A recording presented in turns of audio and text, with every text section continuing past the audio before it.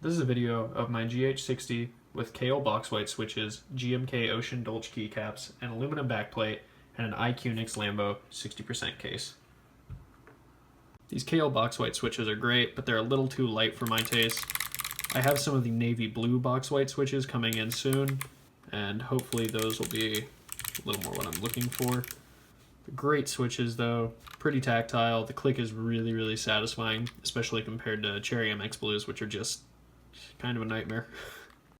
So with most of my videos, I'm going to be doing this style review where I'll show the switch while it's outside of the case, I'll show what the switch sounds like inside of the case, and then I'll show what it sounds like with the keycap over it.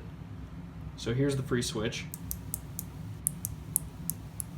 You can actually see the little click bar right there